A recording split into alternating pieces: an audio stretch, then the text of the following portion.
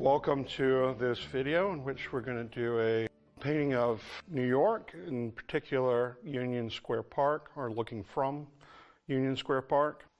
In this video, I'm going to look for ways to really simplify things. I'm going to really manipulate reality. We're going to do some drawing, and I just want to say a couple of things about that. I understand it's hard. No way to get around that. Is tough. But the way that I think about that is we're speaking a language. And in order to communicate, we need that visual vocabulary. And that's what drawing is. So in learning that, you're learning how to speak the language of what you're wanting to say as an artist. And at the heart of any of these tutorials or anything I'm doing when I'm an instructor or when I'm painting for myself, I'm thinking about how do I bring out my voice? How do I say what I want to say? How do I show other people how to begin to look for what they want to say? And so I think that's the wonderful thing about it is everyone's unique and everyone has a different viewpoint. And the world would be such a boring and dull place if we all just said the same thing. So if there's anything I can do to draw out what's unique in you, I'm happy to try and do that. So in this video, what we're going to do is we're going to play with that vocabulary, and we're really going to push it a little bit and take real places and real scenes. But say you're walking around anywhere, and if you can turn your head from side to side, what is that? Well, it depends on how limber you are, but close to 180 degrees with peripheral vision versus a photograph, which is 35 degrees, depending on the lens you've got. So when I'm looking at a place and deciding, okay, well, I want to paint that, and there's a reason this is drawing me in, but then I may see other objects that I want to include in my painting. I'll just cherry pick those things and put them in. So that's what this is really about, is just letting go of the idea of the photograph controls what you do and embracing the idea of exploration for the sake of doing it. I've got a general shot from Union Square Park where I did a little sketch, and that sketch is lost to time, actually. And as I recall, it wasn't all that good, so maybe that's a good thing. And the photograph's not all that great, it's all kinked, but I kind of like using bad photographs for my work. But this has got enough information to get me going, right? So these are all things that there's the same building, and I'm at just a different spot a little bit farther back. But now we see here's a new building. That's a little more interesting to me. So if I look back at this, we see that, but this is it in different light. But again, just because it looks like that does not mean that's the way I'm going to end up drawing it. And just because these lights are here, this standard is here, does not mean that's where I'm going to put it. This is a game of shuffle, and we're just going to play.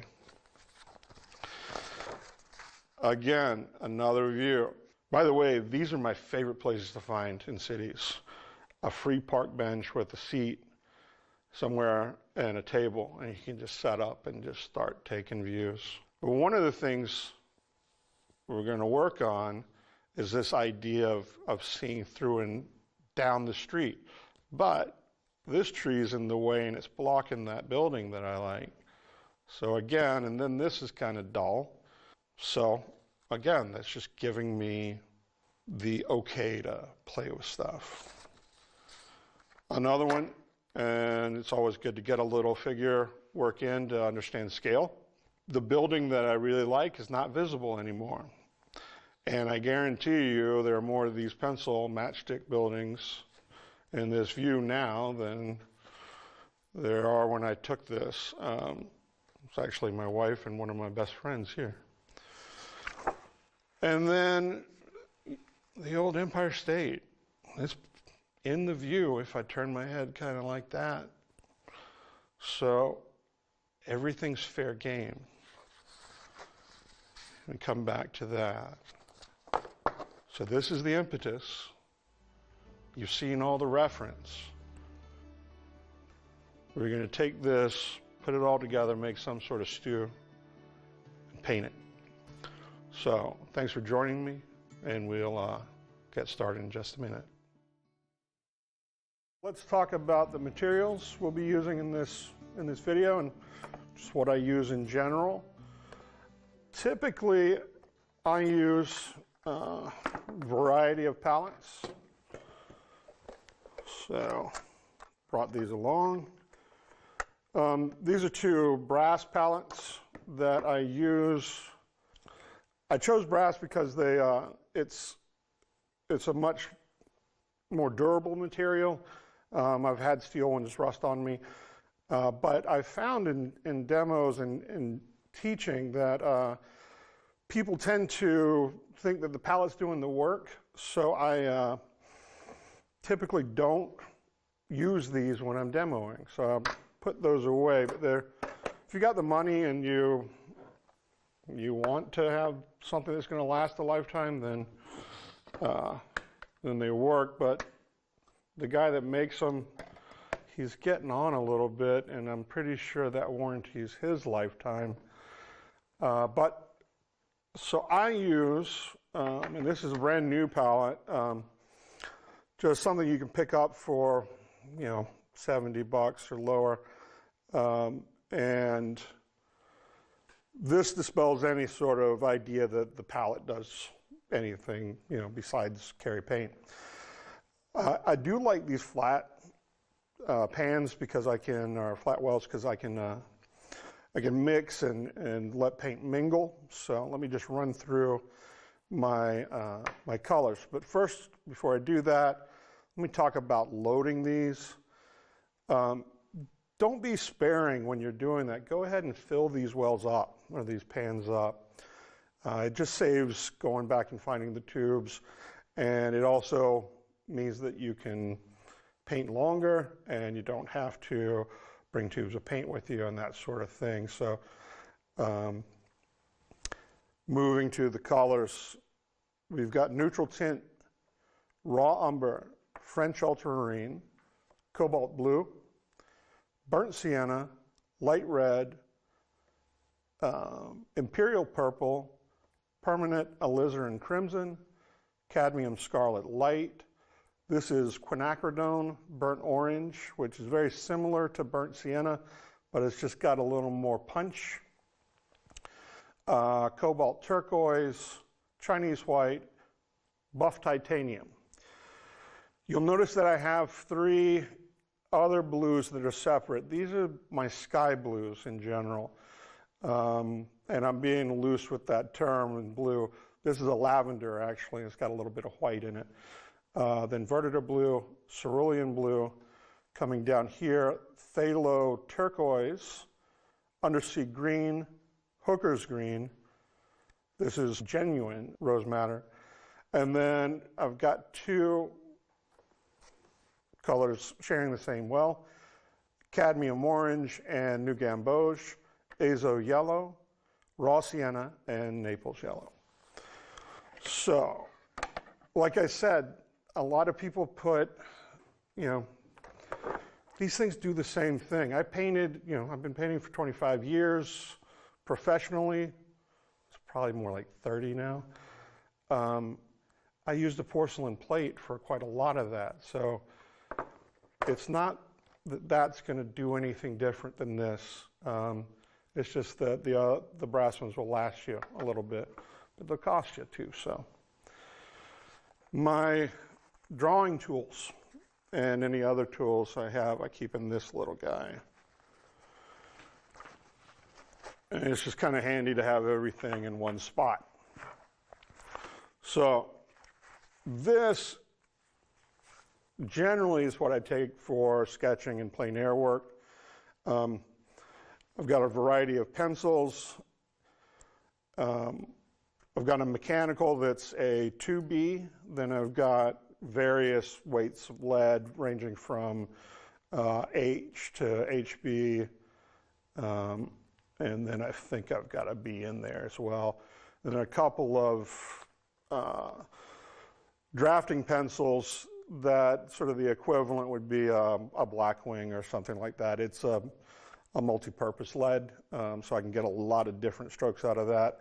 Got some permanent micron pens, and then I've got travel brushes. So, you know, they just come out. This is a synthetic pointed brush. It comes to, as I said, a nice point.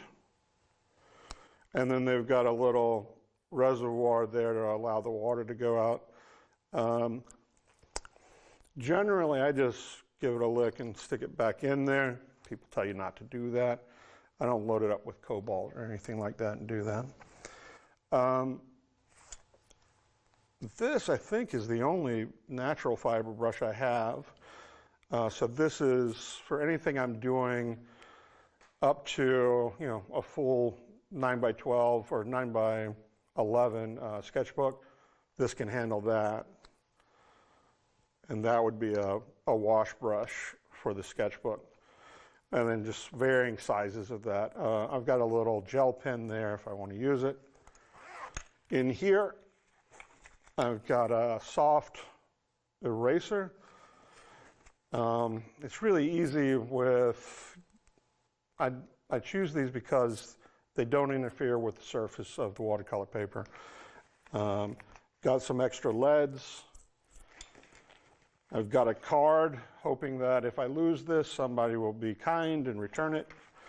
I also suggest putting in some kind of tracking device, a pencil sharpener. And then lastly, this is a potter's rib. And I'll leave this out, and I'll show you, I use this as a burnisher for stretching paper.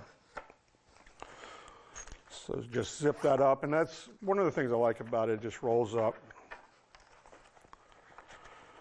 It's pretty sturdy, and it just, then it goes in your bag, and you know, I know when I grab this, I've got everything I need. So that to the side. Brushes. So I, as everybody does, I carry way too many brushes.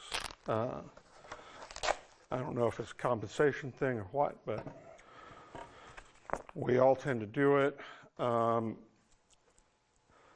I've got, the majority of the time you see me paint, I'm going to use, well, actually, these two brushes. One is a synthetic pointed round, and it's number 14. And these are both short-handled. And then this is a synthetic mop, and it's a number 14 as well. So 90% of the paintings I do, I can handle with these two. If I move up to a half sheet or a larger, then I'll just make, you know, I just grab larger brushes. I find that if I, the larger I go, if I don't increase the brush size, that just gives me more area to get more detail. So these two guys are actually the same brush, they're just different colors. One thing, though, I do carry is new versions or unused versions of the most common brushes that I use, because what will happen occasionally is this little point will break. And I'm pretty rough on my brushes, so, I mean, depending on how much you paint and how you take care of your brushes, what will happen is that little end will just kick just a bit, and then that's broken, so I'll either use this as a scrubber or something like that, but then I've got one to replace it. So I always have that with me. I have what's called a mottler. You can buy these, I mean, you really could just go to the hardware store and pick one of these up for a couple of dollars. This has much finer hair, and I can do a lot of sort of blending with it. I used to do a lot of hatching and things like that, but I don't know, I go through phases and I don't use that as much. This is a palette knife, and I use this quite often for ship's rigging and things like that. So you put it in the palette and scoop, and you can put in a straight line. The thing I like about it is the fact that, well, the water comes off of it in a sort of uncontrolled manner, and then also I'll fiddle with it, so it makes a really kind of unique line. And it's hard to replicate that with a brush. So most of my paintings have that in it if I'm doing nautical scenes. Moving down, it's just sort of the same thing. These are just different sizes. So there's a 10 of this same, that's an 8. This little guy, I mean, so that's a 2. I sign with this. I rarely ever paint anything with it. That's just the backup in case I, whatever. This is a lifting brush, so I can, take out some paint if I want in specific areas. This is the oldest brush I own, and it's probably about 35 years old now. But so I just mash it, and it's good for lifts if I'm doing that, or if it's broken and bent in a way that I can create sort of tree and natural shapes with it. And I don't know, there's something nice about not being able to control exactly the shape that you're going to make, and then just see what you come up with, and that's good for that. I don't have very many flats with me except for these, and I was wrong, I do have some more natural hair. These are hog bristle, and I use these for creating texture. I've got a little natural squirrel hair mop. I tend only to use this for smaller paintings. If I'm doing stuff on, say, 300-pound rough, it kind of skips over the top of the paper and creates some unique patterns, and it's really good with dry brushing. So, and then it all goes back in this guy. This is actually a replacement. I lost all my materials in an airline baggage mishap, so don't check stuff you want to keep. But I'm doing my best to dirty this thing back up again, and I used the old one for years and years, and it protects your brushes really well. Other things I will be using in this video, I've got some Architect's Trace, and we'll talk about how I use this. I do some onion skinning with it. I've got a scale, an Architect scale, that I use to get this the exact same, or the exact size that I want. I've got a drafting brush, and I'd only use this in the studio, but it means that if I've got junk on my paper, I don't have to use my hands to get rid of it. I can just brush it off. I try to keep this clean as best I can. Always paper towels, and don't get anything with print on it, flowers or whatnot. So, and it's a cheap little spray bottle. I've got this is a rag that started life as a replacement for paper towels, sort of this environmentally conscious thing that my wife and I did. But it was really terrible at that, but it's great for controlling the amount of water I have on my brush. Back to this, I've got a lot of different stretching boards, but for travel, I find gator board to be the best. I might, if I if I were to start again, I'd suggest maybe getting some duct tape or gator tape or whatever that is, Gorilla tape, I think, and taping the edge so you won't get these little ticks. But this is, I don't know, 7 years old, more. On the back, I have 3 different pieces of industrial Velcro. So that'll allow me to put it in landscape format on my easel or portrait. And so I'll place my paper on this and then, tape it off, and you'll see that later. The reason I have this, which is a sculpting tool, is I can burnish the paper, but this rounded edge means that I'm not going to get into the tooth of the paper. So, and these are really inexpensive. I think maybe set you back about $3. So, masking tape, by the way. And don't buy a lot of this. You can buy this and, they try to sell you 5, 6 packs. Don't do that. Buy it in 2s or something like that, because what happens is the glue will actually get a little old, and you'll find that it'll tear weird or just not tear at all. So even I go through a lot of this, but I still buy it in 2s and 3s. So depending on how much you paint, just do that. But the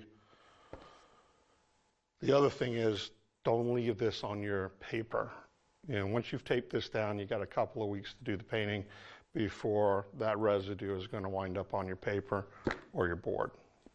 While I'm remembering though, I've got 2 water containers, one for dirty water, one for clean water. They're different sizes because I would mix that up.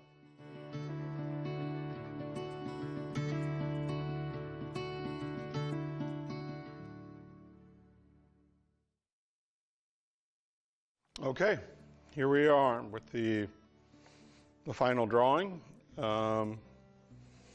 It's a,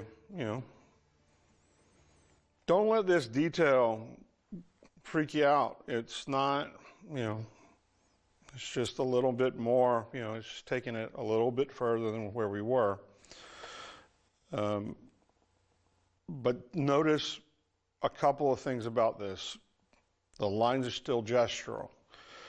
Gestural lines give you the ability to let go of being beholden to, okay, I've got to put my brush exactly here or there. And then there's a quality to them, I think, that comes through in the final painting. So learning to draw quickly, which is why I mentioned speed drawing. That's a really important aspect of getting character into your paintings. So I'm going to do something I typically don't do, but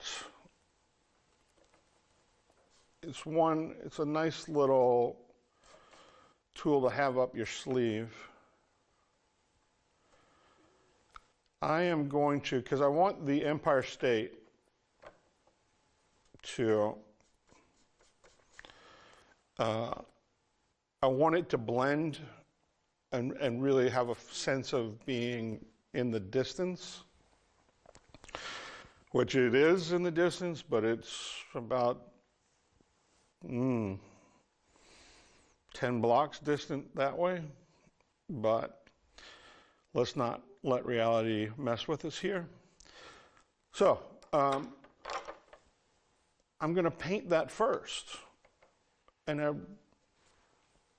I'll get a little bit of my sky blue, not much.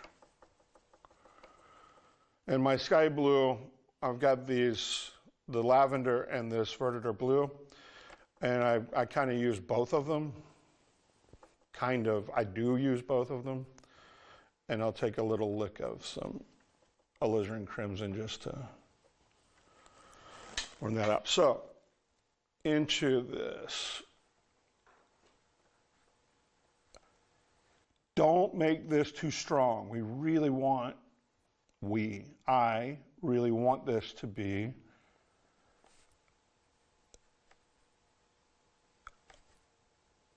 just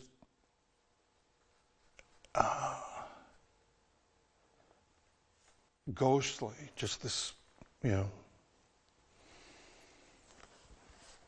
I want it to suggest it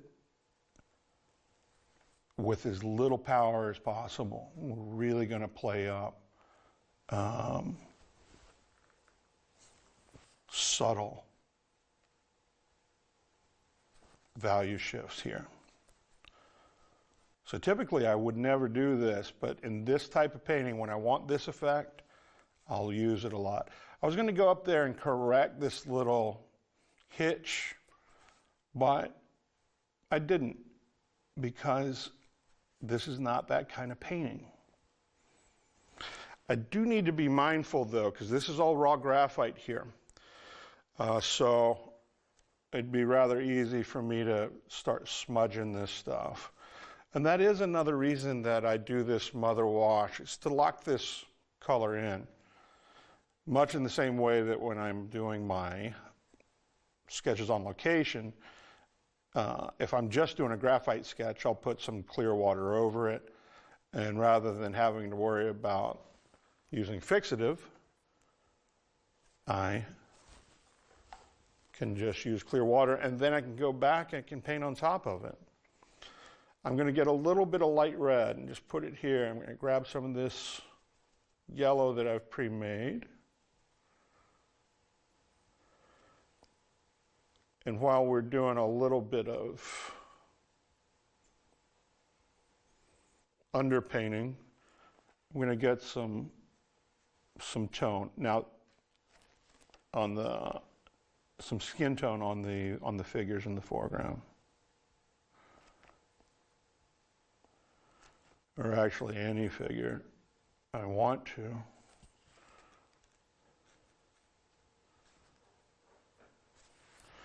Because what I'm going to do now is I need to dry this, because if I come back, it'll just move. I'm going to get a little bit of this light red, mix it in, and I'm going to drop it at the bottom of my main figures and let that run. So that's step one. That should be simple enough, I think. Let me always have paper towel on hand. Let me dry this.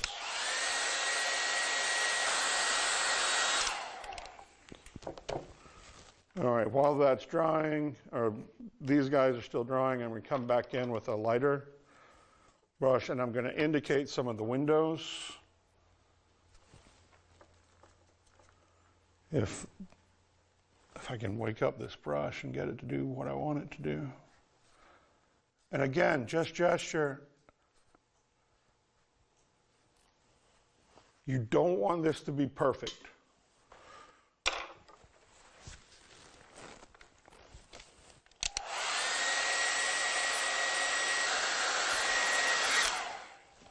All right. Since I've spent so much time saying, let's make this up and let's do whatever we want to do, I'm going to create the kind of sky and setting I want. So we're going to have a nice blue sky, but I'm going to change the time of day a little bit, and we'll get a little bit of maybe late afternoon stuff. So again, I'm just going to use the brush in both wells and pick up this blue. I'm going to move my scale because that's just going to get gunk on it. Also going to move that brush. When mixing, you want to mix way more than you're going to use. Again, the rules, or when I talk about applies to the way I paint. So there's no right or wrong, it's just the way I paint.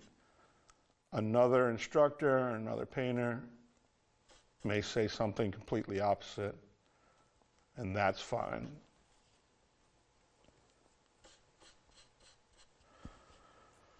All right, I've got that. Let's go ahead and get some more of this.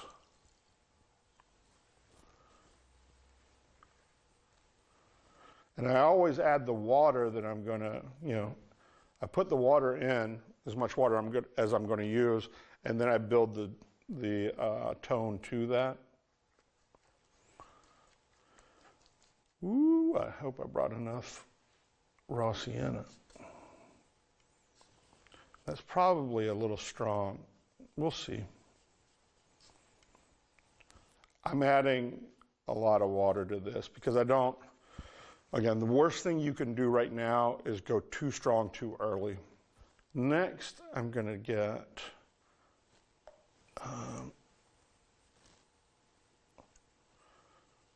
sort of a bluish gray. So, French ultramarine.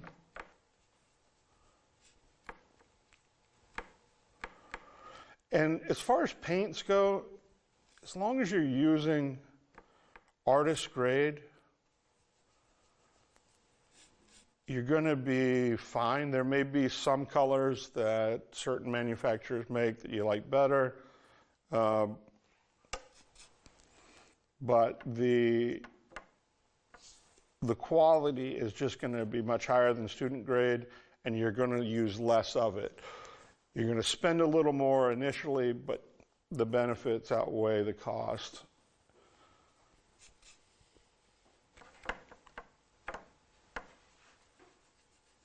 And it's still cheaper than playing golf.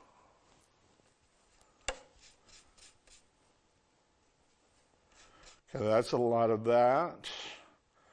Into it, I will take a little alizarin crimson, because there's going to be a lot of this, there's going to be a lot of yellow in here.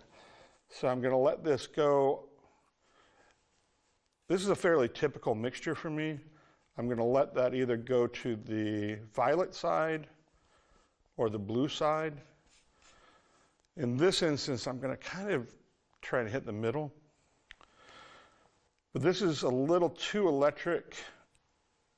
And in this tutorial, when I say dumb down, tone down, knock down, anything like that, that generally means that I'm going to be reaching for some burnt sienna. And what that does is just take a little of the punch out, makes it, or a little chroma out, if you want to get fancy.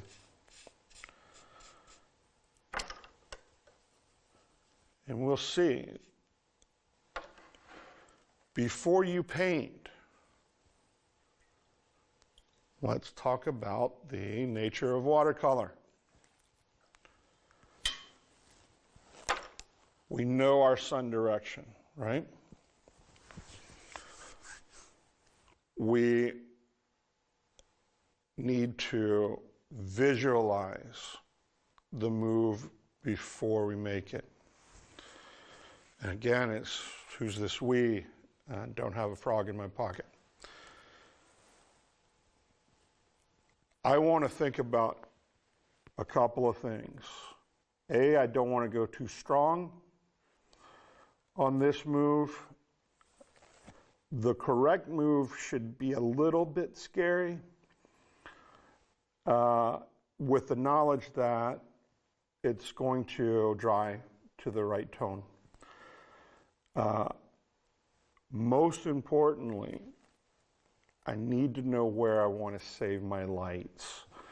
So if the sun's coming in here, I want to use, and this is me bending the rules a little bit, because where's our center line? It's right about there. I'm going to have a nice saved line, or saved line of white coming down here. And then I'm going to save little bits here and there throughout the painting and on the tree. As I do that, so I create just these little gems.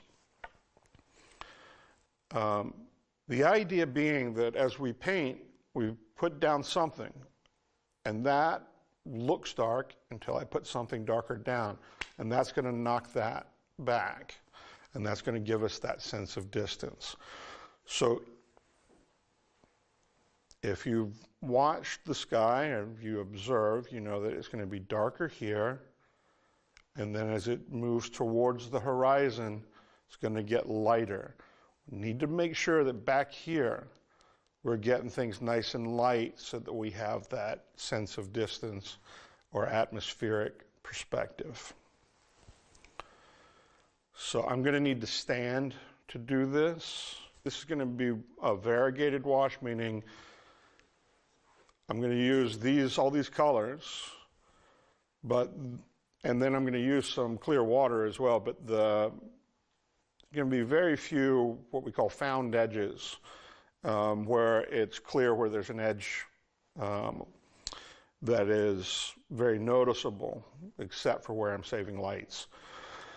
Notice, the top of this box truck and the top of the cab, that's somewhere I would do that. These little cabs in the background, tops of buildings and things like that, those are all good candidates for that. So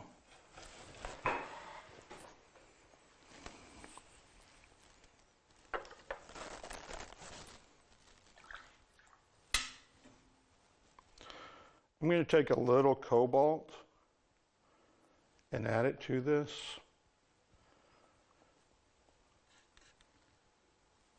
Say a gentle prayer to the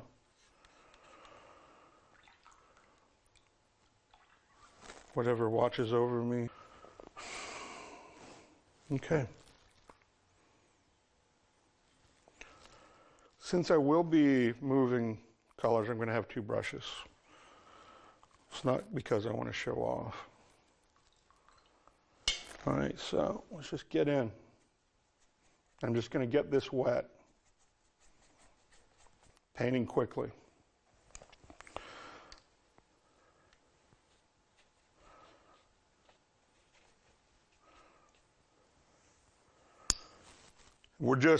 And this is really where watercolor comes alive.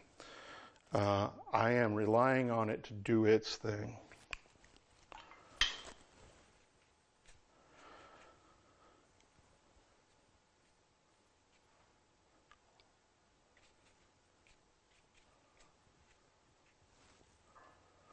So if you are the proud owner of both videos, you'll see that I paint differently depending on the situation. And I like that because it keeps things interesting for me. This is a little more of how I like to paint daily. It's more immediate, it's faster, there's a lot more going on. There's a larger chance of failure, but hey, into all life a little rain must fall. Okay, well, let's not get too cavalier about this.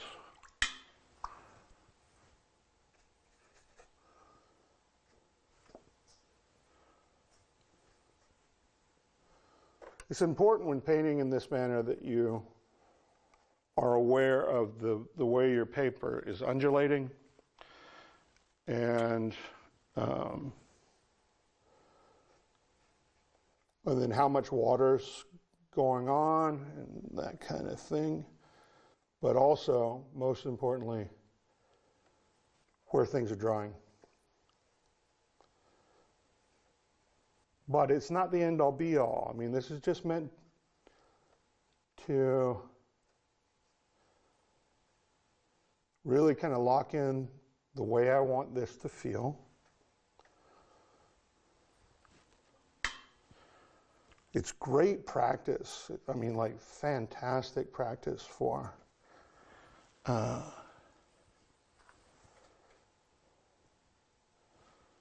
wet and wet. Maybe I'll leave a little edge of that tree and get used to hearing maybe I'll, because I'm going to say that a lot. You try and protect my windows. That's an area where I can come back in with some of the sky color later.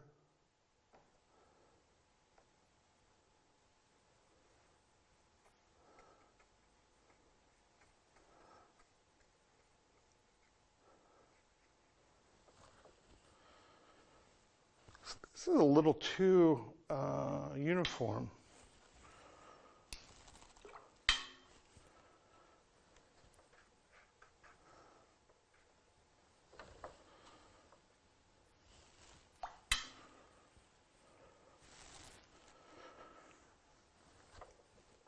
And the other thing is, you're going to see, hopefully, momentarily,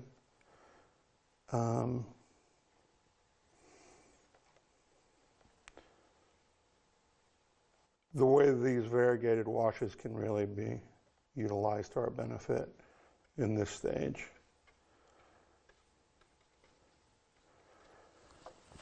See how that's just dribbling through? I'm not concerned.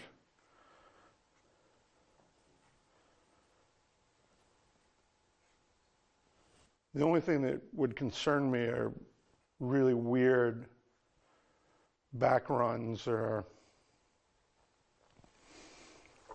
stuff. I'm going to do a little spritz. This kind of paper will pick up texture with that spray bottle, which is fine.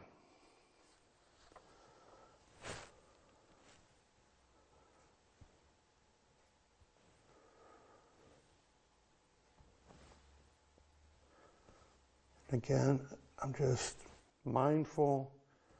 I don't want to get that too dark. So now I'm going to try and move to clear water.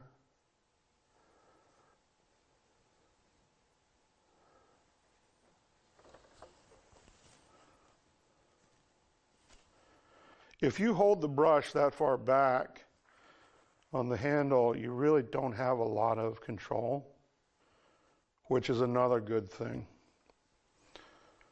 Control can be a bit problematic.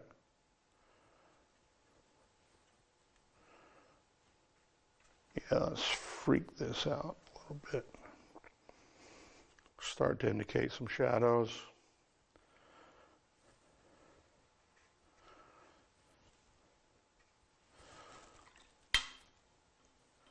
Gonna let this mingle with some of this yellow, liking that. And then this is going to begin to gray just a little bit. I'm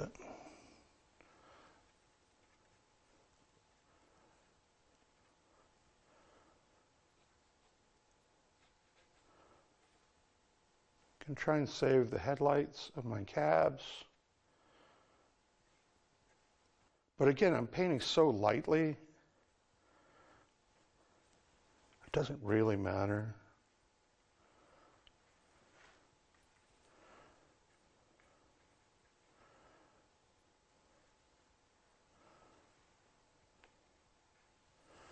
Okay, at this point I'm going to go ahead and sit. Got a nice little bloom there that I'm not even, I'm not worried about that.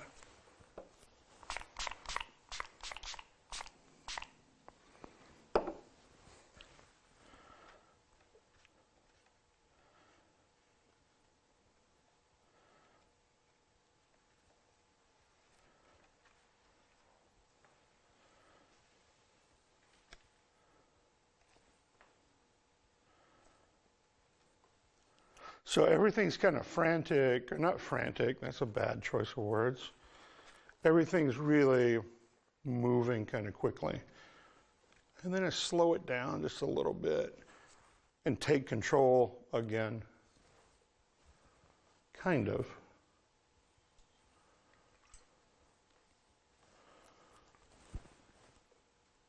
The thing is, at the back of my mind, I'm at peace, doing what I love. just paper. It's a sketch.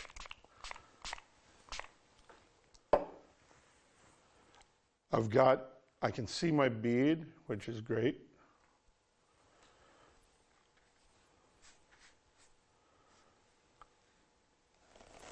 Now, I'm going to need some pretty strong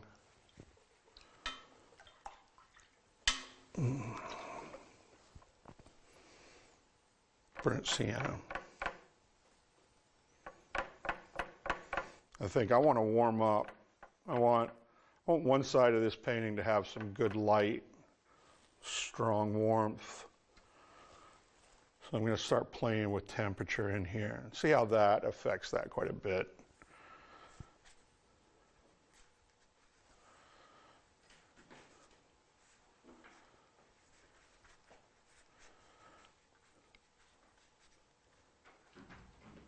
Now, if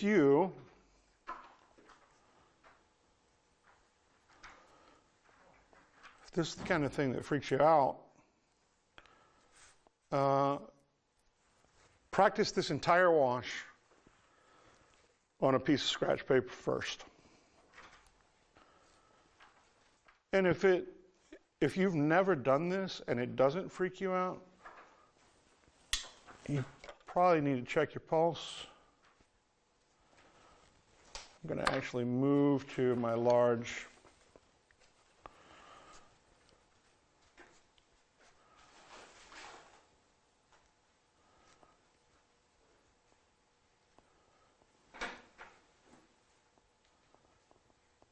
pointed round.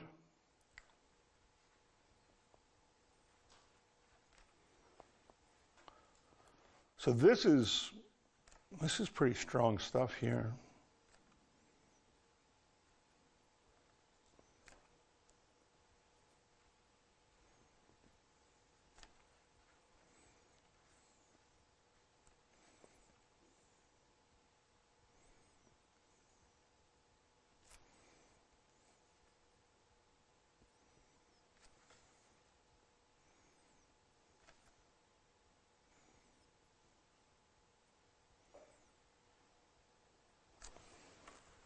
Okay.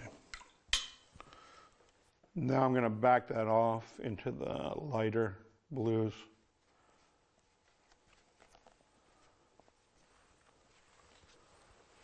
And here we are.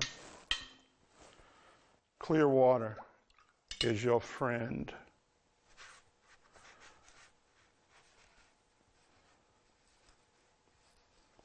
And every paper reacts differently. So let's start to introduce some warmth in here.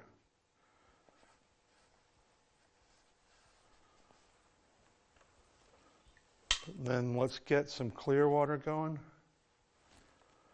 When I say clear water, what I'm doing is I'm not picking up pigment, but I'm just moving the water that I have on the paper around. So that's going to give us a nice little break. Going to play with some of this stuff in here. While this is wet, I'm going to play around with that. These kinds of washes teach you so much about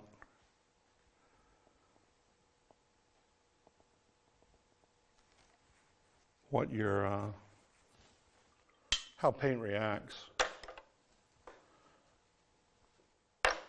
Strong, strong burnt sienna.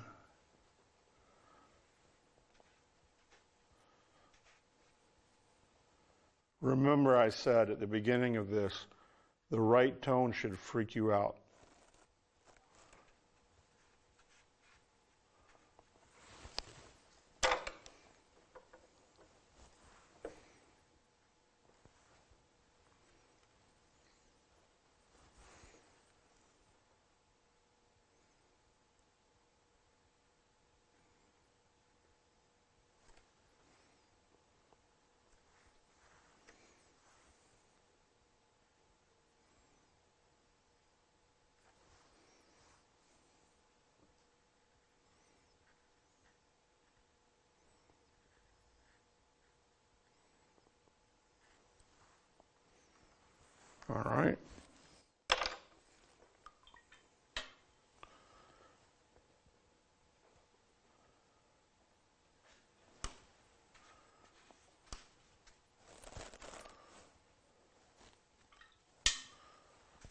clear water.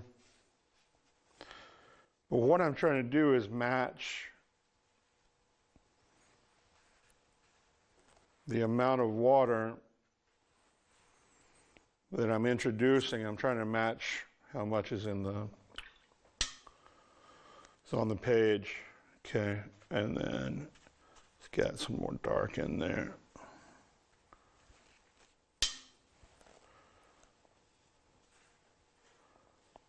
Let's not ruin all our light. Let's give ourselves time to make some more decisions once we start building up.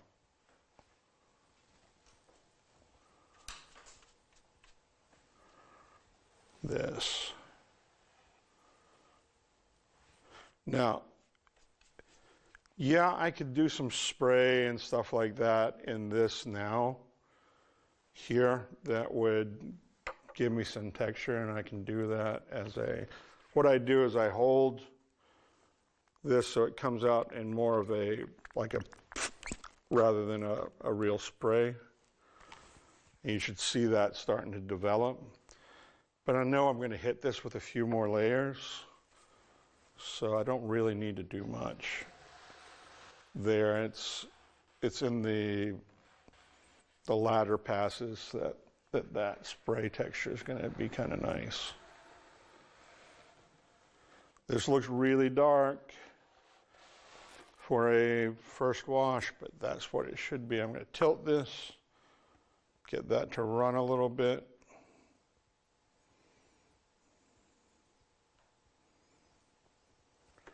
And then I'm just going to dry this brush on my little rag here.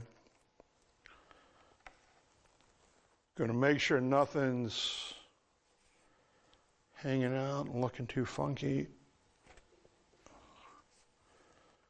Maybe underneath I'll get some tone going on those trees. This will not, you can't get this kind of texture. I mean, you could on Yupo or something, but normal watercolor paper will not react like this. That's why I made a point. This is sketchbook paper. You see this guy up here, who cares? So we're just going to let this dry and have a look at it, and then make some more decisions and continue to make some passes. Presenting a brand new course from award-winning watercolor artist Iain Stewart. In high-level sketching, Iain will show you how his sketching as painting approach has won him awards at shows and events. Iain's unique approach gives you freedom from reference photos, freedom from having to paint exactly what you see, and freedom to have fun. We've got the Empire State. Now, that's not in our view. It doesn't have to be. Giving you the opportunity to embrace exploration and experimentation. You'll discover various ways to manipulate reality as you see fit, which will pave the way for you to create a painting that's truly unique to you and your story. High-level sketching offers a different approach to painting, with the ultimate goal of creating a painting that resonates with viewers and collectors alike. In this amazing course, you'll discover lessons like how to effectively capture the feel and essence of a scene, how to let go of fear and the need to be absolutely accurate, and how to find and love your unique painting voice. If there's anything I can do to draw out what's unique in you, I'm happy to try and do that. Along with more practical lessons on painting preparation, including drawing tips, how to mix color, how to use your brush effectively and with confidence, how to create depth and lead the viewer through the painting, and how to easily paint figures, trees, vehicles, and architecture. Inside this video, Iain emphasizes the importance of letting go, enjoying the process just as you do in your sketchbook. When you let go of the idea that you need to be good, you'll finally be able to remove what's blocking you from creating your masterpiece. Come join Iain as he reveals the magic behind his art. Just watch him demonstrate his painting methods a few times, and you too will be able to create impactful scenes that connect with your viewers. Get Iain Stewart's watercolor course today and see your paintings transform.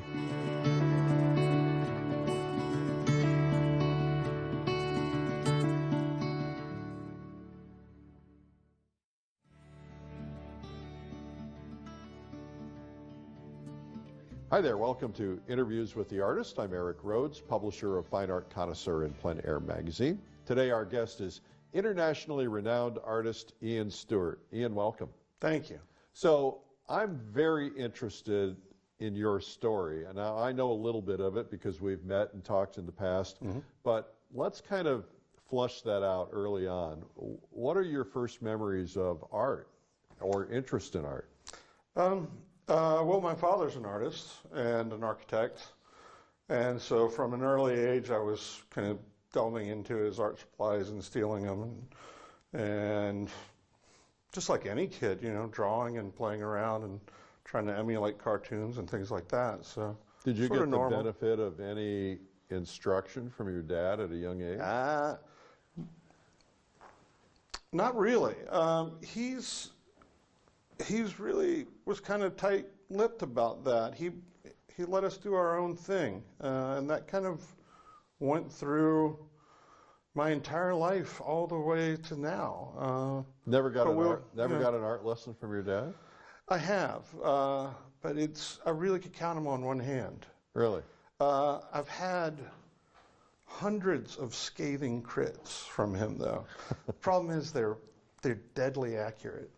Yeah. So it's humbling, but it's good. Well, criticism is a great way to learn. So maybe that's the intention there. I think so. I'm sure he means well.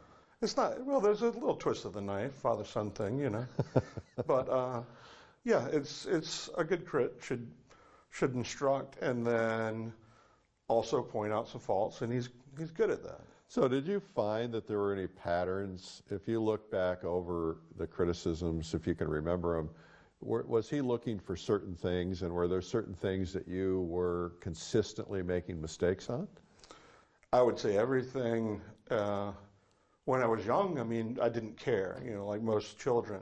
Yeah. It's just doing it for the joy of it. Yeah. When I became more interested in accuracy of some sort, then that's when he began to sort of step in and make comments.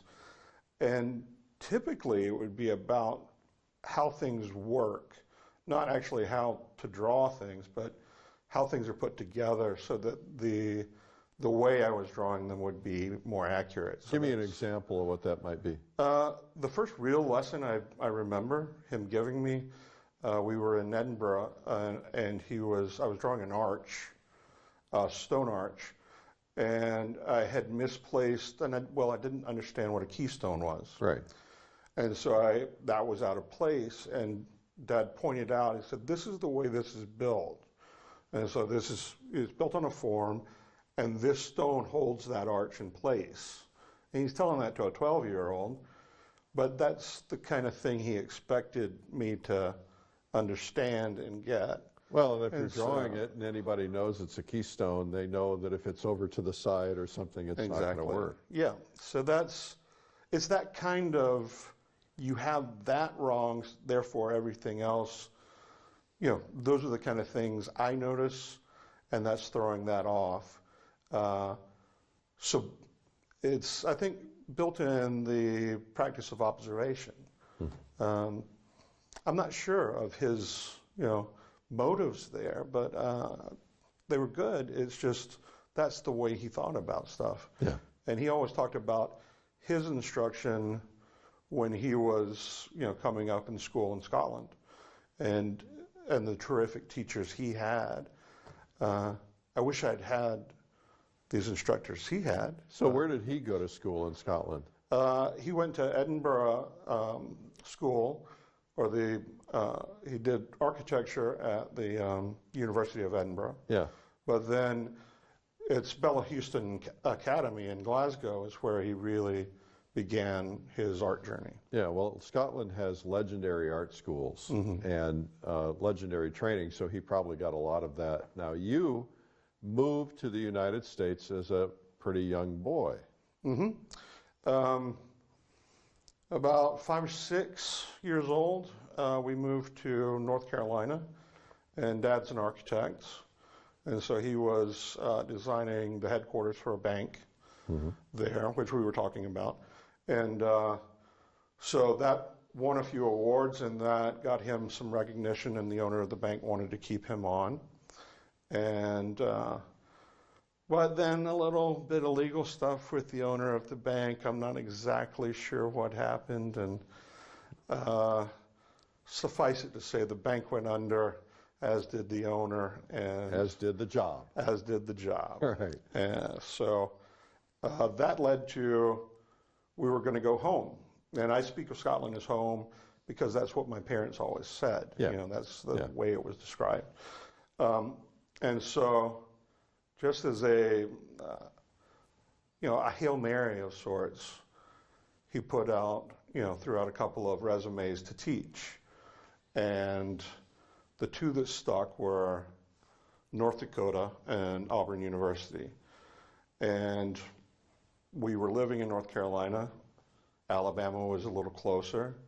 And Auburn's really well known for its architecture school. In particular, at that time, Paul Rudolph, who's a very famous architect, was coming through and continues to have very well-known instructors. So it had a reputation. At what point did you morph from being a kid doing drawing to being somebody who was interested in pursuing a career? And was that career initially designed to be an artist, so to speak, or an architect? Now, they're the same thing, but different. I don't think that was, the idea of architecture was really fully realized until the latter years of high school. I always enjoyed drawing, and I was always sort of top of the class in that respect. But then again, my father really had a big hand in what I did. So when we moved into, say, junior high, 7th grade, and everybody got to split up and do take art, or then there was the opportunity to take AP courses and stuff at the high school. I was told, no art classes, you don't need them. You're going to take French at the high school. And so I did a couple of years of French. I have none of that. And so that kind of drove, it made me a little, I was disturbed by it, I was a little angry. So it just made me go a little deeper into myself and concentrate harder, because I was seeing all these kids in there having fun and all the work on the walls and just wishing I was in there. But I wasn't, so I had to do it by myself. And so you graduated high school, I assume you went to college, and did you immediately go into architecture school? I did, and that, again, is a wonderful thing. If you go to the same college that, I was running around the halls of Dudley Hall, which is the architecture department there, and I had a father who was a very outspoken professor, and so there was a lot of expectation for me to be this stellar student. Yeah. And in some respects I was, but when I was disinterested, I wasn't, know. So when something hooks me, I go at it. And the math side of that stuff, in physics, I held off on that. But studio, that just amazed me. And when I really understood what it was about in spatial relationships and getting to understand design on that level, that's when I really took the bit and ran. It's interesting because I wanted to be an architect when I was a kid. Okay. And then I learned about what I had to go through in school, and somebody told me something somewhere along the lines, and it spooked me. I didn't want to go through that. I kind of look back on it now and say, wish I had done it, but you can't look back. So, well, I knew that was coming. I kept putting it off. So I went through and basically did all my design courses. So the last couple of years of architecture, I was a math major, which in some weird way, I'd been putting that off and dreading it. And then I came to really enjoy how math works and the language of it, and began to understand that, especially algebra, say. It just works backwards and forwards, and it made sense, and something clicked. And you have to have that stuff to be an architect. You do, but a calculator works wonders, you know? So, well, they want you to learn how to do it without a calculator. It seems silly today, but it's understandable. So you graduate, and then did you become an architect? I graduated and I immediately went to work. Well, I was doing design between semesters working for an architect in Montgomery, Alabama. And then during school, I had developed a reputation as being able to present very well. And my bosses quickly realized I could take their plans and do good presentations. So before I even graduated, I was being sort of pushed towards the presentation side. And that involved illustration. It did. Yeah. So you became... I became an architectural illustrator. Okay. I graduated and I was doing a lot of residential design and that sort of thing, but then I was always the guy that did the final design to pitch it and sell these things, or go in front of the city council and get things approved. And that there was it's just a nice break from doing red lines and fixing bathrooms and what's a red line? A red line's where you've got the blueprints back in the day, where the blueprints now would just be a printout, but the lead architect or the owner of the firm, your boss, would take a red Sharpie and just mark and move things around. I see. And then the underlings come in and make that work. I see. Yeah, okay. And so, and the firm I was working for, we were still drafting by hand. The residential department was, the commercial wasn't. But learning that craft, so I came out of school and I was a decent draftsman. But the guy that I was working under in the residential department was a fantastic draftsman. And so I really got to understand the beauty and the presence of a well-constructed presentation document.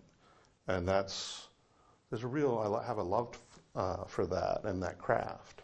So I understand from my little bit of research that you became kind of a world-class architectural illustrator. I worked around the world. I worked for some very large firms on big projects and made quite a good living for many years. I still do it. It's like an old friend. It's something I don't want to downplay that, but it's something that I've done so much of, I can kind of go on autopilot a little bit. Yeah. So I can put a book on tape on and just kind of churn through. Get in the zone and get it done. The only thing is, the glasses and minute detail, that's getting a little tougher. But beyond that, the whole cleaning of all your instruments and the process of putting it all together, it's just a nice pursuit. It's a nice way to present. So how would your life have changed if you had gone into school and everything was CAD computerized CAD design, and you were not getting the drawing skills. How does that impact if somebody went to architecture school and never got that? And I understand that has occurred. Yeah. Although I have seen or heard about, we were talking about how one of the schools in the East has now started making their students draw again. But what would the impact be? Because there's got to be an impact. Well, there's a disconnect. Design by nature, and we could just translate that to the art world and composition, is this connection between, getting an idea and formulating that and putting it on paper so it's understandable to someone else.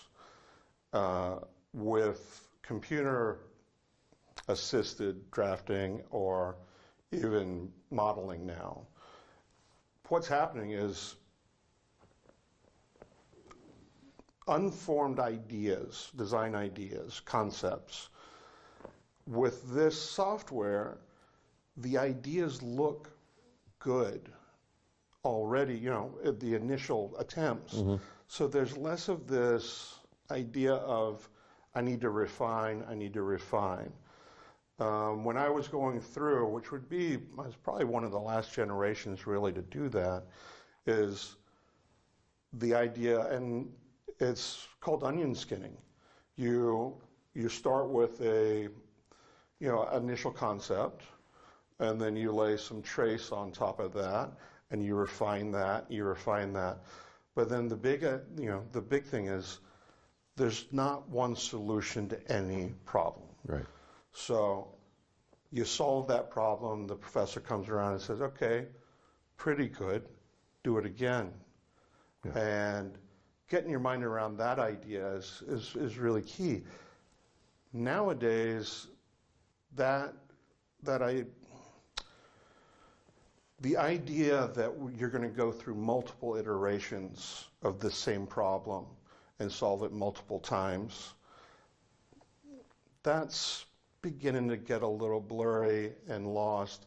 And the idea of being able to do a sketch of an idea in 5 minutes and have that point driven to a client, or for them to be able to understand, you pass the napkin across the table and say, this is what I'm talking about. Mm-hmm. Rather than, hold on, let me boot up the thing and open an iPad and we'll get the Apple Pencil out and draw. There's something very simple and pure about just drawing on the napkin and getting, it's a visual vocabulary. You've got to be able to draw to speak and communicate. Presenting a brand new course from award-winning watercolor artist Iain Stewart. In high-level sketching, Iain will show you how his sketching as painting approach has won him awards at shows and events. Iain's unique approach gives you freedom from reference photos, freedom from having to paint exactly what you see, and freedom to have fun. We've got the Empire State. Now, that's not in our view. It doesn't have to be. Giving you the opportunity to embrace exploration and experimentation. You'll discover various ways to manipulate reality as you see fit, which will pave the way for you to create a painting that's truly unique to you and your story. High-level sketching offers a different approach to painting, with the ultimate goal of creating a painting that resonates with viewers and collectors alike. In this amazing course, you'll discover lessons like how to effectively capture the feel and essence of a scene, how to let go of fear and the need to be absolutely accurate, and how to find and love your unique painting voice. If there's anything I can do to draw out what's unique in you, I'm happy to try and do that.